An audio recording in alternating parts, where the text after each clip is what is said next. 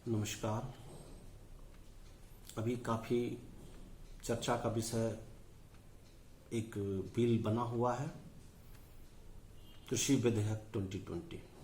हम लोगों ने देखा किस प्रकार कृषि विधेयक 2020 के तहत 3 बिलों को हमारी सरकार ने, केंद्र सरकार ने किस प्रकार लोकतांत्रिक संस्था संसद की गरिमा को तार तार करके पारित किया। संसद का गठन क्यों हुआ है?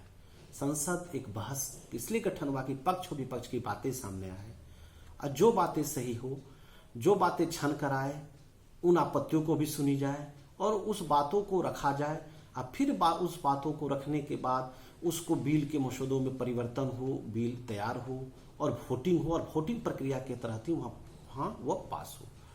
जो ड्रामा चल रहा हो देश में, कहीं न कहीं लोकतांत्रिक संस्था संसद जनता का प्रातिनिधिक संस्था है, जनता का मत की संस्था है, जहां पक्ष और विपक्ष दोनों की बातें को स्वीकार किया जाना चाहिए। और अभी हाल में देखा जा रहा है विगत 6 सालों में कि असहमति के स्वर को दबाने की कोशिश हो रही है, विपक्ष के स्वर को दबाने की कोशिश हो रही है। युवा, छात्र, किसान, मजदूर अपने हक की बात करते हैं तो उन्हें विपक्ष का षड्यंत्र बता दिया जा रहा है, जबकि आम युवाओं की आवाज है, आम किसानों की आवाज है, आम मजदूरों की आवाज है, आम जनता की आवाज को वर्तमान सरकार विपक्ष की षड्यंत्र का नाम दे रही है।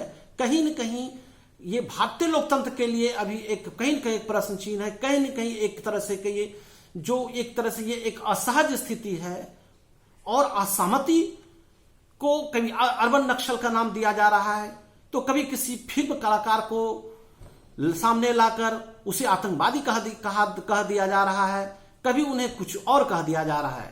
तो ये कहीं न कहीं एक असहमति का जो स्वर है, यह स्वर नहीं होना चाहिए। स्पष्ट रूप से असहमति को स्वर को सरकार को स्वीकारना चाहिए। मैं सरकार से आग्रह करता हूं, हम लोग लोकतांत्रिक तरीके से, लोकतांत्रिक संस्थाओं में हमें विश्वास है, आप असहमति को स्वीकारें और आम लोगों की बात, मजदूरों, किसानों, समाज के आम लोगों की बात, छात्रों, युवाओं, सभी को हितों की बात करें। कहा जाता है कि एक राहत इंदौरी साहब कहते हैं, लगेगी आग तो आएंगे घर कई जद में, यहां पर हमारा मकान सिर्फ थोड़े ही है।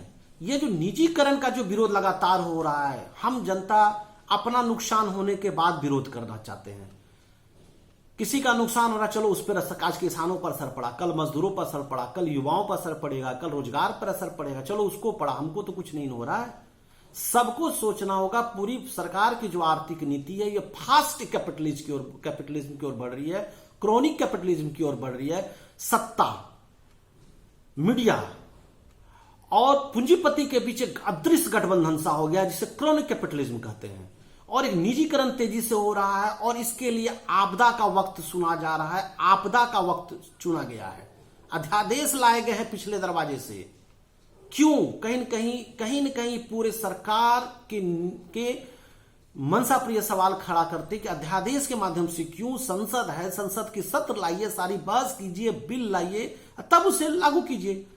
अध्यादेश के माध्यम से लाया गया और अभी औने पौने तरीके से संसद में पारित कराया गया। निश्चित रूप से यह मनसा कहीं न कहीं एक सरकार की मनसा के बताता है। कहीं न कहीं जन विरोधी नीतियां हैं। किसान बिल के तहत अभी 3 तरह के बिल लाए गए हैं और 3 तरह के जो किसान के तहत जो बिल लाए गए हैं उनमें एक बिल है आवश्यक वस्तु बिल, दूसरा है कि मूल्य और सेवा बिल, जो कि अनाज पर आपको मूल्य का निर्धारण होगा, जो सेवा समझौता होगा। तीसरा है कॉन्ट्रैक्ट फार्मिंग, व्यापार वाणिज्य से संबंधित बिल।